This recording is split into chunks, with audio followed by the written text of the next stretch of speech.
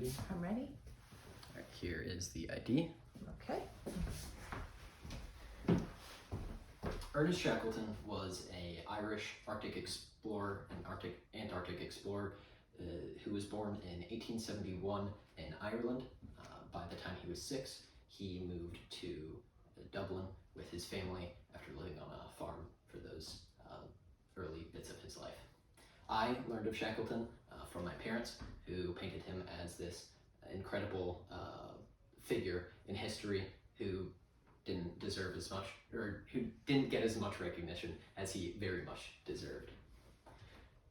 Shackleton, by the age of 13, while living in Dublin, proved himself to be a very, very intelligent young man, and later on in his life, he became disillusioned with academics and land life and became a explorer. By the time he was 24, he was deemed an expert in watercraft and was able to commander any commercial British vessel. He then started going on to these Antarctic expeditions. The first one he got onto because of his friendship with the son of Llewellyn Longstaff, who was a very wealthy businessman and member of the Royal Geographical Society. He was third mate on the Discovery, which was a vessel built specifically for exploring Antarctica. The goal of the voyage he was on was to reach the South Pole, which was the main goal of most explorers at the time, mainly the Norwegians. He was quite ill by the end of this vessel or voyage and had to leave before they reached the South Pole, which they failed to do.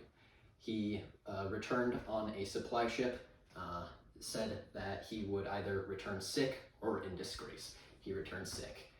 When he returned, he was considered a hero and used that new fame to get money so that he could do, of course, another voyage to Antarctica to try and reach the South Pole. After some time and gaining money, he did this voyage on the Nimrod, where he proved himself even more of a fantastic leader while leading it. The voyage failed, and he did not reach the South Pole, but his crew did become the first to climb Mount Erebus, which is an active volcano in Antarctica.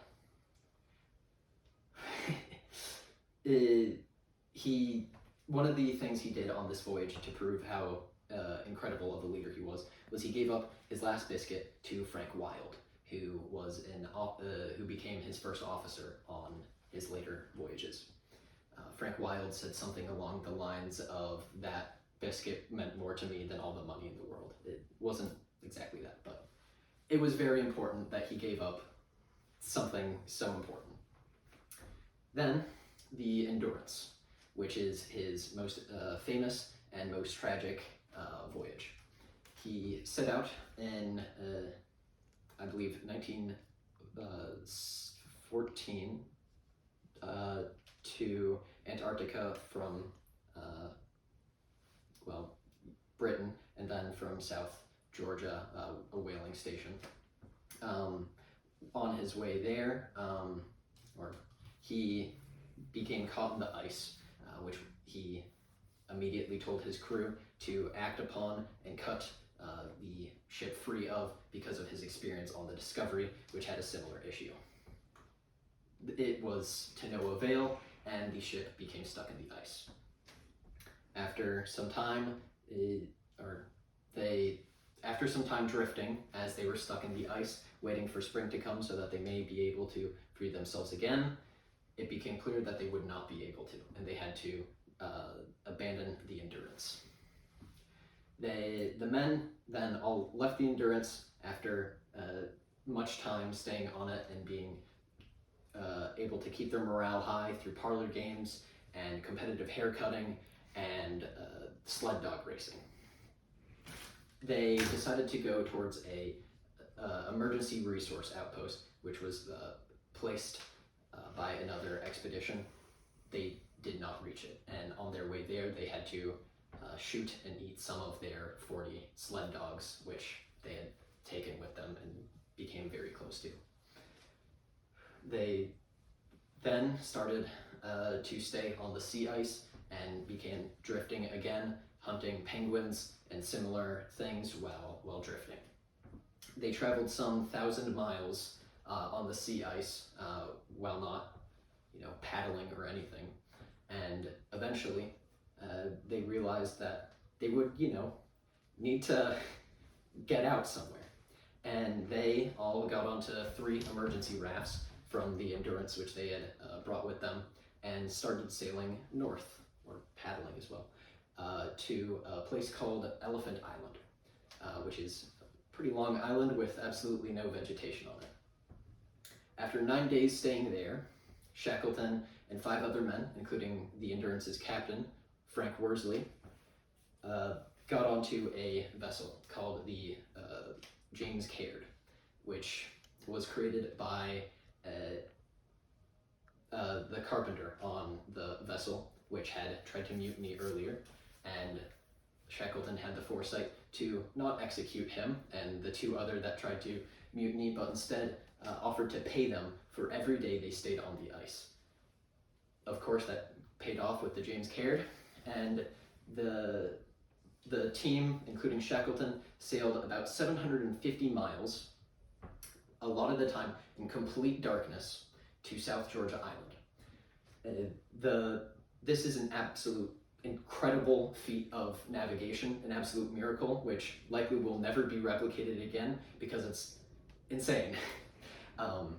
They, after that incredible voyage, or second voyage, which included going through a hurricane, they arrived on South Georgia Island on the wrong side of it, which they then needed to cross a mountain range to get to the whaling station. 2 of the men were incredibly ill, and they left one of the small crew with those men to take care of them, while the other 3, Shackleton included, crossed that mountain range. The mountain range they crossed with great effort. None of them were trained mountaineers. None of them had incredible equipment, anything like that. A modern group tried to recreate this expedition, and with urban equipment and actual understanding of mountaineering and all of that. They completed it in 2 weeks. Shackleton completed it in a few days. When they reached South Georgia Island's whaling station, he went to the harbor master there and requested to get a boat to go back and save his men. The harbor master had no clue who he was, because his hair is incredibly long, he's incredibly dirty, and everyone believes that he's been dead for the last 2 years. So, eventually, he gets some help and goes and saves his men on the south bit of South Georgia. And then, after 3 months and 4 attempts, they get to Elephant Island and save his rest of his crew under Frank Wild's leadership. The camp was also named Wild Camp, which was fun, named after him. Every single one of those men, all 27 of them, had survived. 2 of them had frostbite and were dying, but every single one of them survived. The 2-year Antarctic expedition, which was a complete failure and did not cross Antarctica as he wished, still ended him in the books more famous than probably the guy who actually reached the South Pole, which is, a bit of irony. When the rest of the crew all returned home in Britain, they weren't too famous, as World War I had begun, and they were, out for a while, and a war is a bit more important than explorers surviving. It's still pretty cool, though. When they, many of them decided that they should immediately, or almost immediately, enlist and do everything they can to support the war effort, Shackleton included. After some time, Shackleton died on his 4th expedition while he was on South Georgia Island, where he is now buried and remains. Shackleton was an incredible hero who showed us bravery, leadership, and a very good story. He is remembered for all of these things and has shown us the power of endurance. Thank you all for coming tonight. That's all. Well done.